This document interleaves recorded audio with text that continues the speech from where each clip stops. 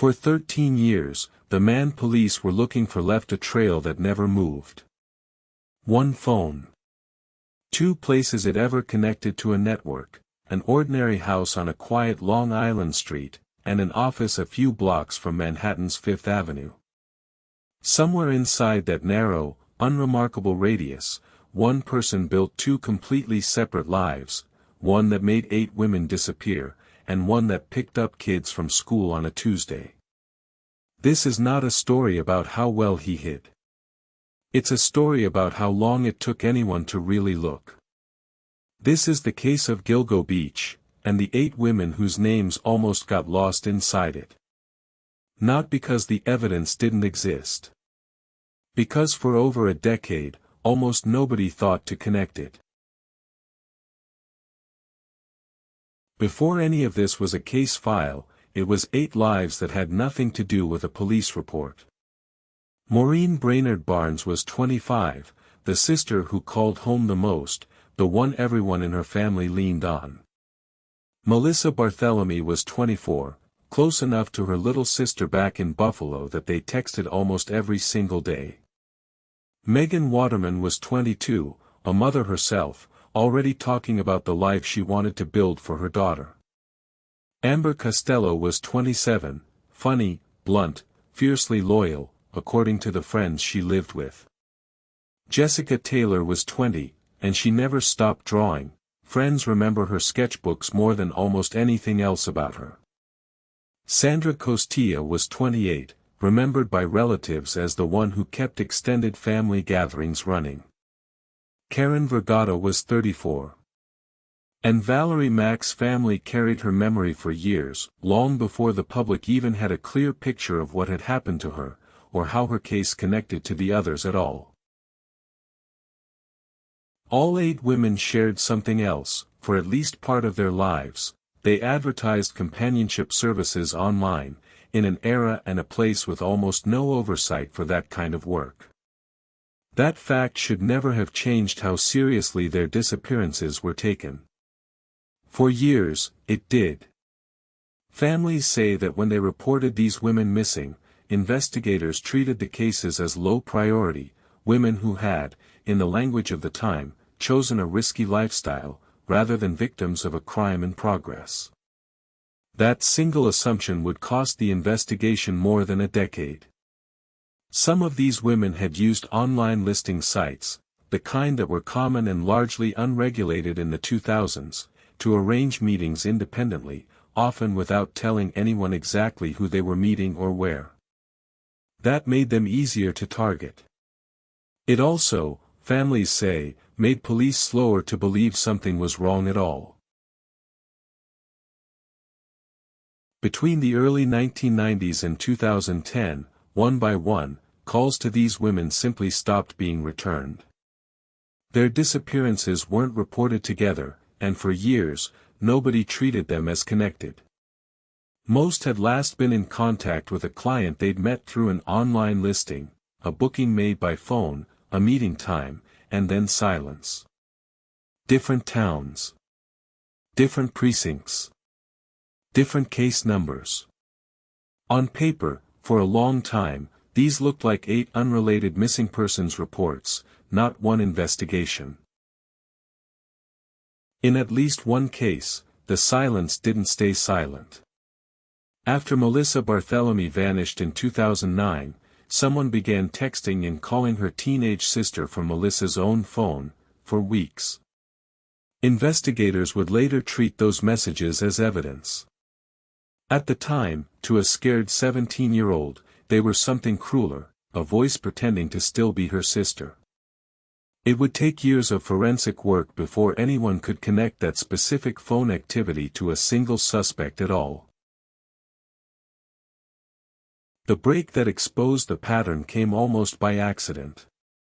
In May of 2010, a woman named Shannon Gilbert vanished after calling 911 from a gated beach community near Gilgo Beach, saying she believed someone was after her. An investigation ruled her death. When she was found months later, accidental. She was never one of the 8 women connected to this case. But the search for her is what sent officers combing the marsh grass along a desolate stretch of Ocean Parkway. Between December 2010 and the following spring, the remains of several of the missing women were discovered along that same isolated corridor of highway: Maureen Brainard-Barnes, Melissa Barthelemy, Megan Waterman, and Amber Costello among them. Over the years that followed, forensic review connected additional remains found in the wider region back to this same set of unsolved cases, eventually bringing the total to 8 women, even though some of those discoveries had been made years apart and, at first, hadn't been linked to one another at all. What followed wasn't a fast-moving manhunt. It was more than a decade of a case that barely moved forward at all. Task forces changed hands. Leads went cold. Families of the victims say they were the ones pushing for updates, not the other way around, publicly stating for years that the professional background of the women was the reason the case moved as slowly as it did. One detail sat quietly in the files almost the entire time: a witness account, from the same period Amber Costello disappeared in 2010, describing a specific pickup truck seen near her home. For years, that detail went nowhere, not because it was hard to find in the file, but because nobody with the authority to act on it ever picked it back up. In 2022, Suffolk County formed a fully dedicated task force, the kind of sustained resourcing these cases had never gotten before. Investigators went back to that old truck description, this time cross-referencing it against decades of vehicle registration and business records, alongside DNA and hair evidence that had been sitting in storage since the original discoveries, re-examined now with forensic technology that simply hadn't existed when the remains were first found. The truck lead narrowed, slowly, to a single vehicle, registered to a family construction business on Long Island. Investigators then traced a disposable phone, the same kind used to contact several of the victims, through years of network data. It had only ever connected to 2 fixed points on the entire map. One was a modest house in Massapequa Park. The other was an office, a handful of blocks from a real architecture firm on Manhattan's Fifth Avenue, where a licensed architect named Rex Hoyerman had worked for years. He hadn't hidden by being clever. He had simply lived and worked inside the same few square miles the entire time, while the search for these women spent 13 years looking everywhere else. In July of 2023, investigators arrested Hoyerman outside the same Manhattan office the phone data had pointed to. A search of his home turned up forensic evidence, including hair and fiber material, that would ultimately tie him to multiple victims. For nearly 2 decades, he had been a married father of 2, running an architecture practice under his own name, living a short drive from where he disposed of the evidence of his crimes, never once relocating, never changing his routine in any way that attracted attention.